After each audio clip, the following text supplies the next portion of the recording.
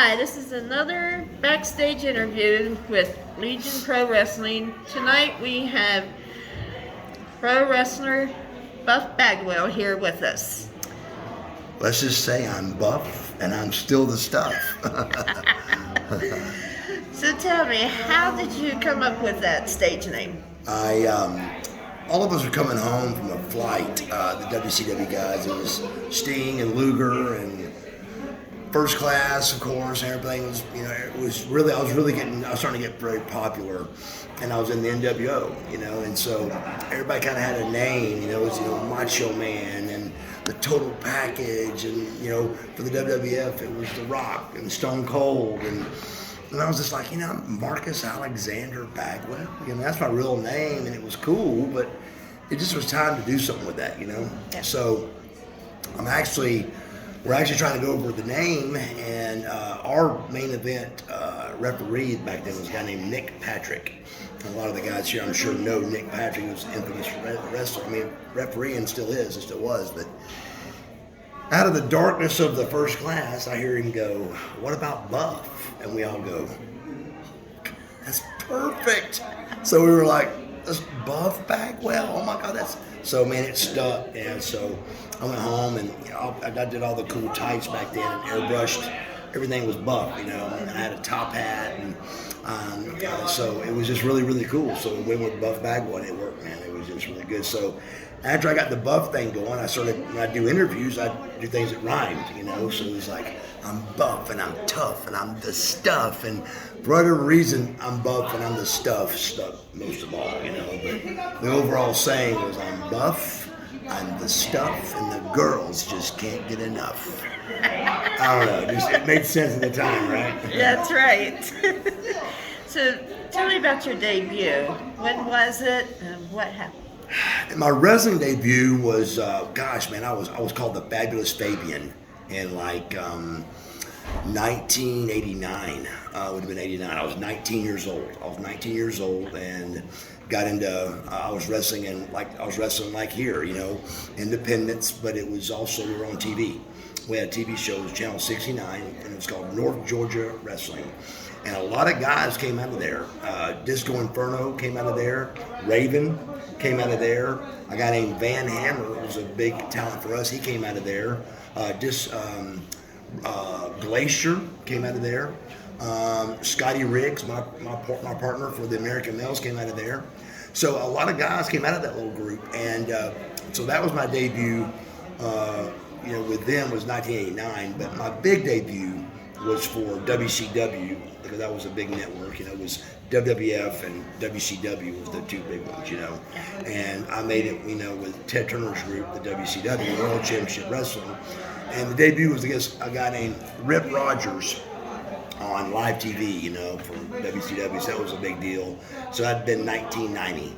And then I did that debut, and then ended up being Rookie of the Year, and then a 6-time World Tag Team Champion over 11 years with 5 different guys, which has never been done. So I really love tag team wrestling, and it was just, in the beginning, it was like the line was shorter on being famous in the tag division, I felt. And then you learn that tag matches really should be your best match on the card, I think. And because you got 4 guys, and there's just more people, there's more moving parts to a tag team match. And with a little bit of ability, you can make those matches really great. And anybody that knows about wrestling watches one of my tag team matches, and they were great. And I was part of that. I was part of building it, knowing when to get the heat on the guy, knowing when to come back, knowing the hot tag, knowing what kind of finish to give the people.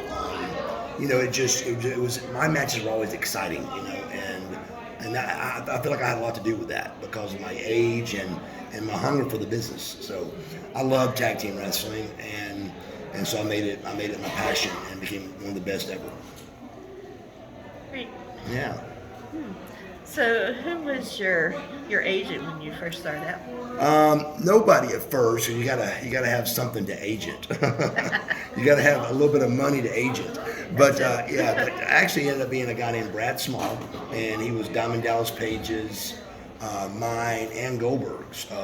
His name was Brad Small, real great guy. And back then, keep in mind there wasn't computers.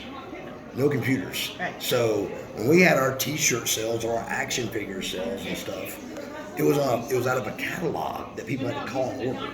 I mean, if we would have had computers back then, we'd all been millionaires. But it wasn't. So when they ordered your hat, they had to go to the catalog and order number 2A, and it took a couple weeks to get to them. Now it's overnight, with Amazon and all that stuff. So we really missed out there as far as a group of guys, but because we would have sold so much merchandise as the NWO, it was crazy. Yeah.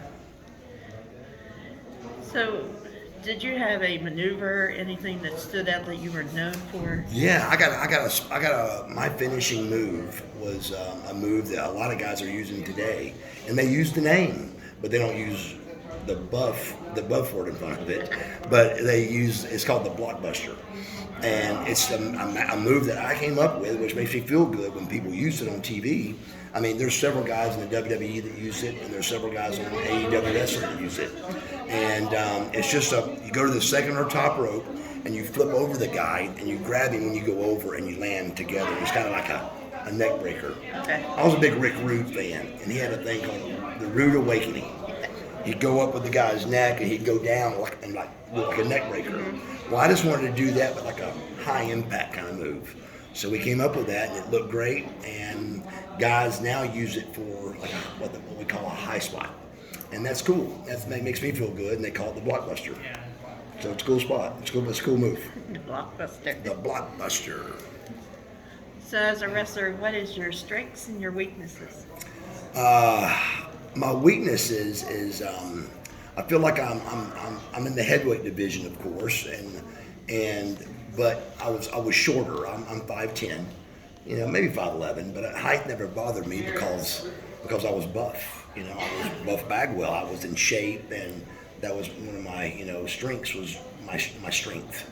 My body was my strength. I was really in shape. I didn't get hurt hardly ever. If I did get hurt, it was big. Like I broke my neck in 1998, live on television. It was April 24th, 1998. You don't forget when you're paralyzed. So anybody out there that's listening, if you go on the internet anywhere and just look up Buff Bagwell broken neck, it'll pull right up to April 24th, 1998. And it was Columbia, South Carolina, and I broke my neck from Rick Steiner gave me a bulldog off the top rope. And when he came off the top rope, he missed me. And it was live TV, it was live cameras rolling. So when he missed me, I instantly was trying to, cover it up. And so I started trying to catch up to him. When I do, he hits and comes back into me. And my neck snaps back. And just like that, I was paralyzed. And I thought I broke my neck. But what happened was I bruised my spinal cord. A vertebrae hit my cord. And when it hits your cord like that and you bruise it, I didn't know this at the time, but it swells. And when it swells, you lose all feeling. And then when the swelling goes down, you come right back. But it's got to be fixed. So they go through here. See that scar? See that little slight scar there? Yes. That scar right there, they go through the front. They move your windpipe over. And they bolt your hip bone in place of your vertebrae here. They put your windpipe back and they split up. That's the surgery they do, yeah. Oh my so when you get neck surgery, you go back here, right? Right. They go through the front. Yeah. So I was out 10 months and I was back, and my first match back was against Goldberg, a guy that wants to break my neck, and against Rick Steiner that did break my neck. And they wanted me to take the bulldog again. I was like, I'm never taking that move ever again the rest of my life.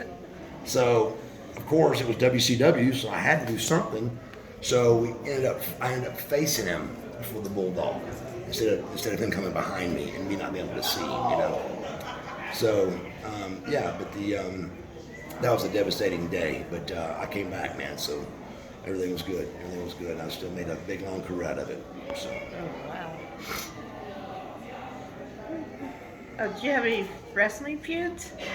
I had several. A whole bunch. I think my biggest one was against Raven. Me and Raven have been in 4 different feuds in 3 different companies, which is pretty rare to have one guy throughout your whole career. But when we first started, and when I was Fabulous Fabian, it was Fabian versus Scotty the Body. That was his name. That was his first wrestling name. And then our second company we went to, I was the Handsome Stranger, and he was Scott Anthony, the Palm Beach Heartthrob. Way too long of a word, but that was his name. And then at WCW, I was Marcus Alexander Bagwell, and he was the Flamingo Kid, or I think it was just Flamingo. It was just Flamingo. And then Buff Bagwell versus Raven. So 4 different feuds in 3 different companies, which is pretty rare. But so yeah. Wow. Couldn't shake him. I couldn't shake him off. So is there any of the wrestlers you're still friends with? Yeah, a lot of them. Me and Lex Luger, we talk a lot. Me and Sting talk a lot. The Steiner brothers, they live real close to me, and we talk a bunch still. And me and Eric Watts. There's a lot of guys I still talk to throughout the business. You know, it's pretty hard, but you know, life takes over and comes into place. But still, I try to reach out. You know, stay in touch with those guys. It's a big deal. Big part of my life, man. 34 years I've been doing this. It's a lot. So, what would be your legacy or something you would want to leave behind? My legacy I'd like to leave is the one I already told you. I really hold it proud, and I've never been proven wrong with this. And I've done it on several podcasts and several interviews. And there is nobody in the history of wrestling, that's 100+ years, that nobody has ever been a 6-time World Tag Team Champion with 5 different guys. Nobody has, except me. So that to me is a really big deal, and something that I'm very proud of, you know. So it really was a real big deal. And the reason why it's 6 with 5 guys is because me and the Patriot won it twice. So I've won it 6 times with 5 guys. But the biggest part of that is all 5 of those wrestlers were nothing alike. I mean, Scotty Riggs and Lex Luger have nothing in common, nothing alike.